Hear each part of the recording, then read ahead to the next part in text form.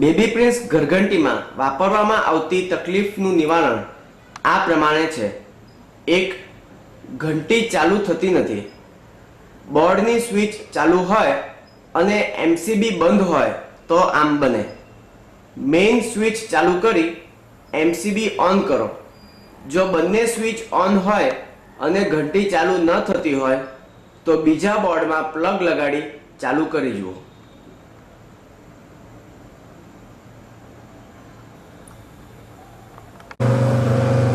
ઘઉં આખા આવવા.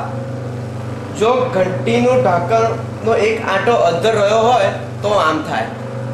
તેના માટે ઢાંકણ ઓર ચડાવો. જ્યાં પથ્થર ટચ થશે ત્યાં ઝીણું દળાશે. ઘંટીમાં દળાતું નથી, લોટ બહાર આવતો નથી, ઘંટી ખૂબ ગરમ થાય છે, ઘંટી બંધ પડી જાય છે. આવું હવાયેલું કે ચિકાસવાળું દળવાથી થાય.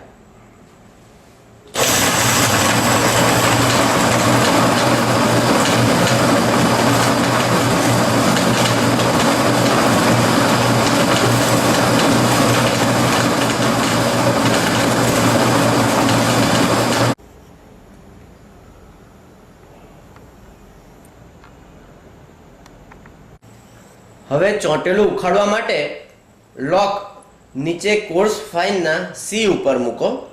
હોપરનું પોઇન્ટર ચણાની દાળના છેલ્લા કાપા ઉપર મૂકો અને 1 કિલો ઘઉં દળી કાઢો.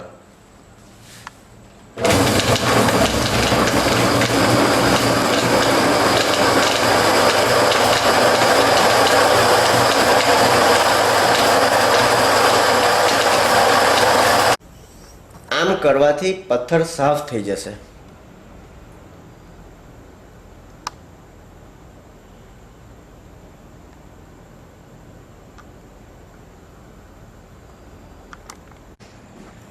તેમ છતાં પણ ચોંટેલું રહે તો હજી 1 કિલો વધુ ઘઉં કકડો દળી લો. હવાયેલું અનાજ કે કઠોળ 4 થી 5 કલાક સારા તડકામાં પેપર ઉપર પાથરી તપાવી ઠંડુ પડે એટલે દળો. ખૂબ હવાઈ ગયું હોય તો 2 થી 3 દિવસ તપાવવું જરૂરી છે.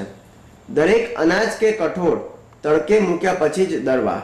ખાસ કરીને ચોખા, બાજરી, જુવાર, ચણા દાળ ચાલુ વરસાદે દળવું નહીં. તડકો આવે તેમ ન હોય તો શેકીને ઠંડુ પાડીને દળી શકાય. પથ્થર ઉપર ચોંટી જવાથી ઢાંકણ પૂરું ચડે નહીં તો કકડું દળવાથી ચોંટેલું ઉખડી જશે અને ઢાંકણ છેક સુધી ચડી જશે. ગ્રીન માર્કિંગ ઉપર મૂકવા છતાં ઝીણું ન દળાય તો હોપરનું પોઇન્ટર થોડું બંધ કરી ઇનપુટ ઓછું કરો.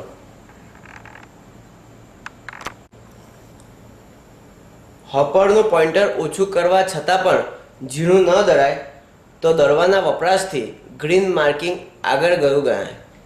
તેના માટે ગ્રીન માર્કિંગ ઉપર મૂકો, ઘંટી ચાલુ કરો અને પથ્થર ઉપલું ઢાંકણ 2 હાથથી ઊંચકો.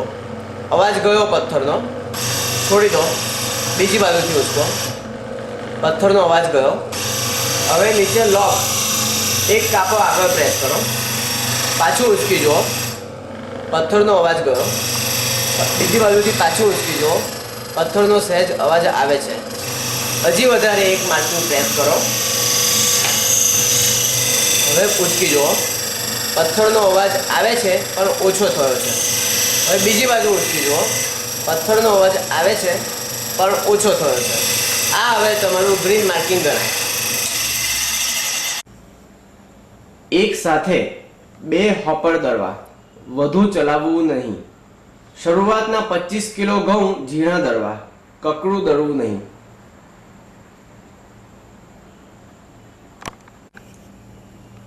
શરબતી ઘઉં દળવા હોય તો હોપરનું પોઇન્ટર ઘઉંના ખાનામાં બ્લેક માર્કિંગ ઉપર મૂકો અને ઘઉં કાંઠા સુધી ભરો. જો ભાલિયા ઘઉં દળવાના હોય જે સાઈઝમાં મોટા અને હાર્ડ હોય છે તો પોઇન્ટર 1 વધુ ખોલો અને કાંઠા કરતાં 1 ઇંચ ઓછું ભરો. જો આ બધી સૂચનાઓનો તમે અમલ કરશો તો બેબી પ્રિન્સનો વપરાશ જીવનભર ખૂબ સરળ રહેશે. Baby prince.